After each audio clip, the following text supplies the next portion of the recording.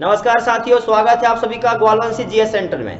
साथियों, आज के सेशन में हम कवर करने वाले हैं करंट अफेयर्स के क्वेश्चन के साथ जीके वाला पोर्शन और उसी का जीएस भी हम आज कवर करेंगे।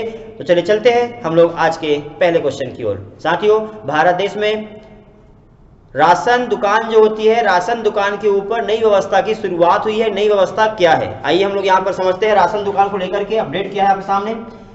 साथियों, भारत देश में एक सिस्टम चालू हुए थे, इसका नाम था पीडीएस, पब्लिक डिस्ट्रीब्यूट सिस्टम 1992। इसके आधार पर ही आप लोगों को 2 रुपए किलो चावल, 1 रुपए किलो गेहूं, 2 रुपए किलो शक्कर जो मिलता है, 1 रुपए किलो नमक, इस प्रकार से सस्ते रेट पे अनाज मिलता है वो इसी रेट पर मिलता है। तो पीडीएस पब्लिक डिस्ट्रीब्यूट सिस्टम की शुरुआत हुई थी और उसके बाद राशन दुकान के माध्यम से कार्यक्रम शुरू हो गया। साथियों, भारत देश में क्या हुआ, अभी 2021 में भारत सरकार ने राशन दुकान को लेकर के अपडेट दिया हुआ था, पढ़ाया था मैंने भी, कि अब भारत देश की सभी राशन दुकान, जो भारत देश में राशन दुकान है, टोटल कितनी दुकानें हैं, 5,26,000 दुकानें हैं और 5,26,000 दुकानों को भगवाकरण कर दिया जाएगा। ये गलत बात है। भगवाकरण कर दिया जाएगा मतलब क्या, बीजेपी वाली कर दी जाएगा। बीजेपी मतलब भाजपा की, ये दुकान भाजपा की है क्या भाई? गलत बात है। तो कोई भाजपा की दुकान नहीं है भाई, हम मेहनत कर रहे हैं और हम मेहनत करके हमारा अनाज यहाँ पहुंच रहा है ना। अब मानो आने वाले समय में ये दुकान जो है अब भगवा हो जाएगी। अब मान लो कांग्रेस सरकार आई, आम आदमी पार्टी सरकार आई, कोई सरकार यदि आई है तो क्या वो अपना नाम चालू करेगी? ये गलत बात है। पैसा किसका जाएगा, इसमें किसका जाएगा पैसा? ये भगवाकरण करने में आप ये देखिए 5,26,000, एक बात बोल रहा हूं, सिर्फ 5,26,000 दुकानों को भगवाकरण करने के लिए नामकरण कर रहे हैं। मान लो बीजेपी के लीडर्स के नाम से नामकरण हुआ, जब नामकरण हुआ है तो 5,26,000 नामकरण जब होंगे तो उसके ऊपर फ्लेक्स लगेंगे, वो लगेगी टीन वाली शेड लगेगा, ऊपर ऐसा पट्टी लगेगी।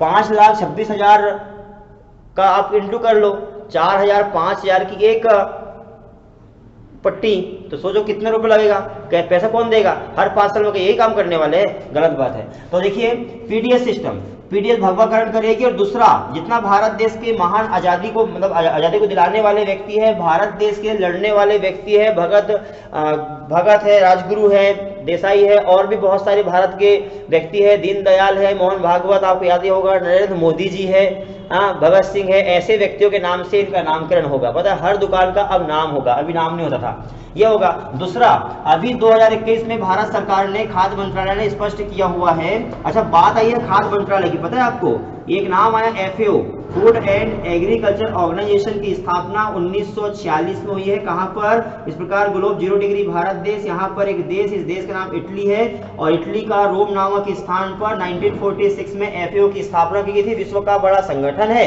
जो कि दुनिया के संपूर्ण देशों में एग्रीकल्चर क्षेत्र में काम करता है और फूड क्षेत्र में काम करता है। अच्छा, भारत में क्या है? एक है फाइनेंस कॉर्पोरेशन ऑफ इंडिया, 1956 में इसकी स्थापना हुई थी।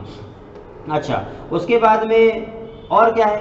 तो SC ST वालों के लिए ट्राइफेड की स्थापना की गई थी। ट्राइफेड विपणन संगठन 1987 में, आपको याद ही होगा। तो क्या हुआ है, पीडीएस सिस्टम के माध्यम से ये कहा गया है वित्तीय सेवा वाला कि भैया पहला काम ये होगा, वित्तीय सेवाएं होगा, अर्थात जो सोसाइटी है, सेल्समैन है, वो सोसाइटी वाले जो लोग हैं वो अब वित्तीय समाधान कर सकते हैं, पैसा लोन पर दे सकते हैं। इस प्रकार छोटे जो लोन है ग्रामीण क्षेत्र में, अच्छी बात है, ये सिस्टम ठीक है, वित्तीय सेवा दे सकता है, मतलब गाँव तक पैसा पहुंचेगा, पहला। और दूसरा, उन्होंने बोला है कि एलपीजी भी, हम जो छोटे सिलेंडर है 2 लीटर 3 लीटर वाले, वो छोटे सिलेंडर भी अब एलपीजी गैस भी आपको इनके माध्यम से मिल जाएगी। मतलब सोसाइटी में अब छोटे गैस के सिलेंडर मिल जाएंगे। आप रेट बढ़ाओ, आपकी कहाँ की उज्ज्वला योजना, मोदी जी की उज्ज्वला योजना जो है, आप देखते हैं कि जो उज्ज्वला योजना है भैया, उज्ज्वला योजना की धज्जियां निकल गई। एक समय था फ्री में दे रहे थे उज्ज्वला, और अब नहीं बना भरपाई करना तो कर दिया रेट महंगे। 1,000 रुपए के एक सिलेंडर, जो 400 रुपए 300 रुपए का आता था, आज 1,000 रुपए हो गया। और आपके नाम मात्र की रहेगी उज्ज्वला योजना। ढेर सारी भरमार की योजना की हम याद करें, परेशान हो, विद्यार्थी परेशान हो, और आप योजनाएं पे योजनाएं लाके फेंकते रहे हमारे सामने और हम याद करते रहे, पागल हो गए। और आप बंद करवा दो, ठीक, ऐसी योजनाएं चालू करो 2010 सबको याद रहे और सब लोग उसका सदुपयोग कर सके। आप कुछ भी करते हो यार, ढेर योजना चल, हजारों संख्या में योजना, हमारे विद्यार्थी बेचारे परेशान, ढेर सारी योजना, हजारों संख्या में कितनी याद करेंगे। चलो, और रेट देखो तो ऐसे बढ़ा दिया है।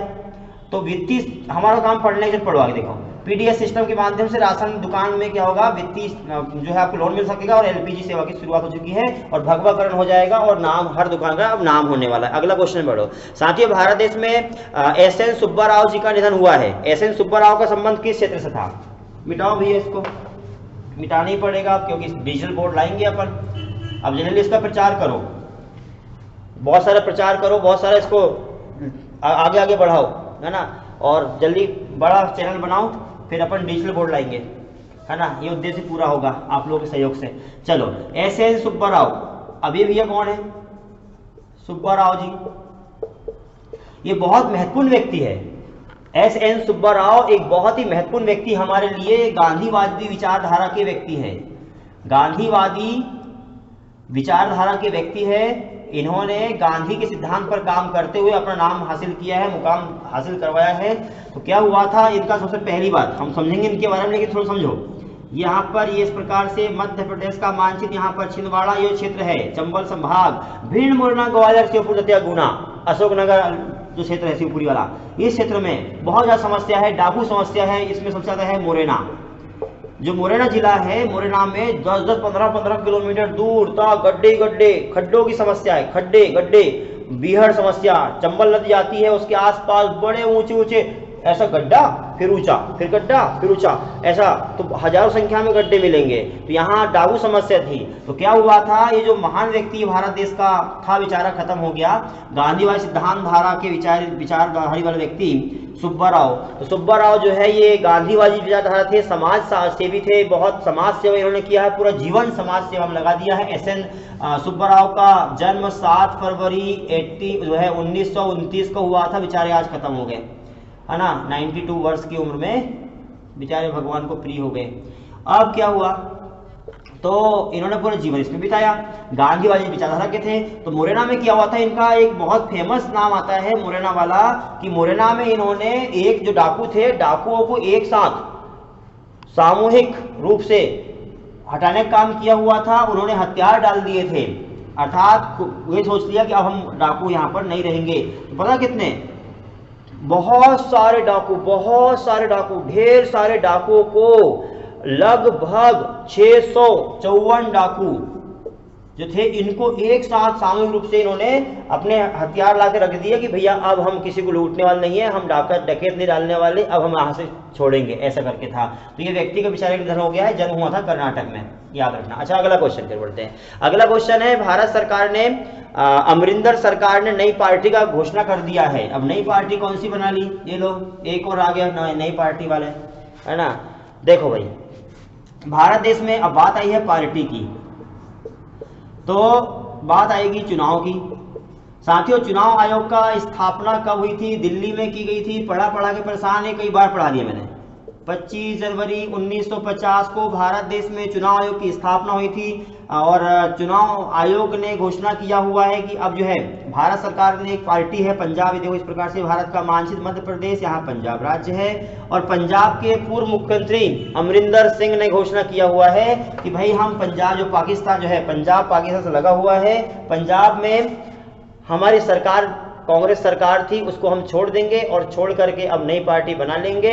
और नई पार्टी का नामकरण उन्होंने अभी क्या रखा है किसी को बताया नहीं है, किसमें समर्थन करेंगे किसी को नहीं बताया है। ये घोषणा कर दिया है कि अब नई पार्टी में बनाने वाला हूं और चुनाव आयोग के पास उन्होंने रिपोर्ट पहुंचाया हुआ है, पार्टी को नाम को लेकर पहुंचाया होगा, बता नहीं रहा होगा कि जो है अभी बता देंगे तो लीक हो जाएगी बात, है ना। तो लीक हो जाएगी करके नहीं बताया होंगे पगले ने, लेकिन बता देंगे जल्दी से अंकल। तो क्या होगा, पार्टी का नाम किसे समर्थन करने वाला वो या इंडिविजुअल लगेगा वो। हाँ, उनने ये बोला है हम लड़ेंगे, सभी सीटों पे लड़ने वाले हैं और जहां से नवजोत सिंह सिद्धू लड़ेंगे वहीं से ये भी लड़ने वाले हैं। मतलब कौन से दुश्मन निकाल रहे हैं क्या पता भाई, ये तो गवर्नमेंट वाले हैं, सरकार वाले हैं, रहने दो, अपना काम पढ़ने का पढ़ो। पार्टी, अब यहाँ चुनाव जो कितनी पार्टी राष्ट्रीय पार्टियां हैं, 8 पार्टी राष्ट्रीय पार्टियां हैं, याद रखना होगा। और इसकी लिंक मैं आपको डिस्क्रिप्शन में दे दूंगा, तो वो 8 पार्टी के नाम याद रख लेना, है ना। मैंने आपको कई बार पढ़ा दिया हूँ, 8 पार्टी है और चुनाव आयोग की स्थापना इस समय हुई है, याद रख लेना। जैसे आम आदमी पार्टी की स्थापना हुई थी कब, 2012 में हुई थी,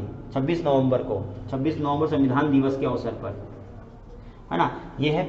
चलिए अगला क्वेश्चन, भारत देश और अंतरराष्ट्रीय स्तर पर एक देश का नाम बताएंगे जिस देश ने थर्ड जेंडर के लिए वीजा अनुमति दे दिया है। थर्ड जेंडर को वीजा में अनुमति, थर्ड जेंडर के लिए वीजा की अनुमति देने वाला विश्व का कौन सा देश बन चुका है 2021 में? तो थर्ड जेंडर, स्त्रीलिंग, पुल्लिंग और थर्ड जेंडर, थर्ड जेंडर को भी अब आवागमन करवा सकते हैं, अंतरराष्ट्रीय स्तर पे घुमा सकते हैं, विभिन्न देशों में थर्ड जेंडर जा सकता है। ऐसा भी एक देश ने किया हुआ है, वो कौन सा है? अच्छा, बात यहां पर आई है वीजा की और पासपोर्ट की। पासपोर्ट मतलब क्या होता है? मैंने करवाया हुआ, इसको डिटेल करवाया हूं, आप जाइए ग्वालवासी जीएस सेंटर की लिस्ट पे जाइए, आगे देखिए, आपको आगे लास्ट में कहीं ना कहीं मिलेगा, लिस्ट में देखना तो वीडियोस में तो मिलेगा, पासपोर्ट एंड वीजा करके थंबनेल में ऊपर ही मिल जाएगा, आप उसको डिटेल पढ़ लेना, देख लेना। तो पासपोर्ट मतलब होता है आपका खुद का परिचय पत्र, जैसे हमारे यहाँ आधार कार्ड और होता है परिचय पत्र होता है, हमारे भारत का आधार कार्ड, पंजीयन, आयुष्मान भारत कार्ड, आपका voter ID card, pan card, ये परिचय पत्र हो गया, ये सब आपकी पहचान है। वैसे ही विश्व में जाओगे तो क्या बताओगे? वहाँ थंब दिखाओगे, यहाँ बाबूजी के ठुल्लू ऐसा वाला थंब दिखाओ, ले भैया हम भारत के आधार कार्ड देके जाओगे, उठा के फेंक देगा बाहर आपको। चाइना में जाओगे तो वो चुंग सिंग को ऐसा करके बोलेंगे और भगा देंगे, बोले भैया हमको समझता तुम्हारा कार्ड क्या है, जाओ दूसरा पहले लेके आओ आप अपना नेशनल का राजपत्र लेके आओ, मतलब ये जो है पासपोर्ट लेके आओ, पास है ना, पासपोर्ट। और वीजा क्या होता है? वीजा जो होता है, वीजा उस देश में घूमने फिरने का पत्र होता है, उस देश में घूमने का अनुमति देने वाले को बोलते हैं वीजा। पास मतलब खुद का, पासपोर्ट खुद का, वीजा मतलब उस देश में घूमने का। तो वीजा 3 प्रकार के होते हैं भारत देश में, पता 3 कौन से होते हैं? 3 प्रकार के वीजा होते हैं। एक होता है वीजा फ्री कंट्री, एक होता है वीजा ऑन अराइवल और एक होता है कंफर्म वीजा। तो visa free country, visa free country साथियों, वीजा फ्री कंट्री मतलब आपको वीजा नहीं लगेगा। ऐसे विश्व में भारत देश के लिए 16 देश है और वीजा ऑन अराइवल कितने देश है? वीजा ऑन अराइवल वाले जो देश है ना वो है 58 और कंफर्म वीजा वाले 146 कंट्री है। तो 146 58 वीजा ऑन अराइवल मतलब आपको, आप देश चल जाओगे उस देश से, मान लो क्या होता है visa on arrival, visa confirm visa, आपके पास में वीजा और पासपोर्ट दोनों होना चाहिए। आपके पास में पासपोर्ट है, वीजा नहीं चलेगा, लेकिन वीजा ऑन अराइवल में ये होता है कि आपके पास वीजा है नहीं, पासपोर्ट है और वीजा नहीं है, तो आप जाओगे आवेदन कर दोगे, उस देश की लिस्ट में जाओगे, उस देश की जो इमिग्रेशन वार्ड है, इमिग्रेशन डिपार्टमेंट में जाओगे और वहां जाने के बाद में आप लिंक सेंड उसको भर देना, फॉर्म भर देना कि मैं इंडोनेशिया आना चाहता हूं, चाहती हूं और मेरे पास में आने का पर्ची है, आने की हमारे पास में हवाई जहाज की टिकट है, वहां रुकने की होटल की टिकट है और 3 दिन रुकेंगे, जाने का आने का और व्यवस्था, घूमने फिरने की व्यवस्था है, तो वहां इतने दिन हमको चाहिए, घूमने की परमिशन चाहिए इंडोनेशिया में, तो आपको वहां से वीजा मिल जाएगा। इसको बोलते हैं वीजा ऑन अराइवल, याद रखना। और पूरा विस्तार पूर्वक जानकारी के लिए आप थोड़ा सा नीचे आना, लिस्ट में आना, मिल जाएगा पूरा का पूरा, ठीक है। तो क्वेश्चन क्या था? क्वेश्चन ये है कि थर्ड जेंडर को लेकर के किस देश ने अनुमति दे दिया है। प्यारे साथियों आप देखोगे इस प्रकार से ग्लोब बनाया, 0 डिग्री भारत देश, यहाँ पर एक देश, इस देश का नाम है अमेरिका।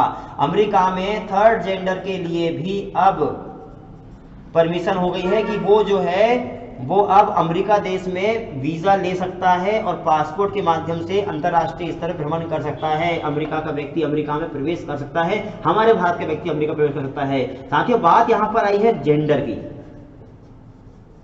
तो थर्ड जेंडर में आप देख रहे थोड़ा सा, यहां 2 नाम आते हैं भारत देश के इतिहास में, नाम में आते हैं भारत की राजनीति में। एक का नाम आता है शबनम मौसी, आपको नाम पता होगा शबनम मौसी कौन थी, और एक का नाम है कमला जान, कमला जान। साथियों भारत देश की पहली महिला किन्नर महापौर, ये किन्नर विधायक थी, ये वाली भारत की पहली महिला किन्नर विधायक शबनम मौसी, और भारत की पहली किन्नर महापौर का नाम है कमला जान। ये महापौर है, हमारे मध्य प्रदेश से है, ये सतना जी से, सागर जिले से, इस प्रकार से। तो उम्मीद करूंगा आपको ये टॉपिक समझ में आ चुका होगा। अगला वीडियो कल आपको मिलेगा। कल तक के लिए आप सभी का धन्यवाद।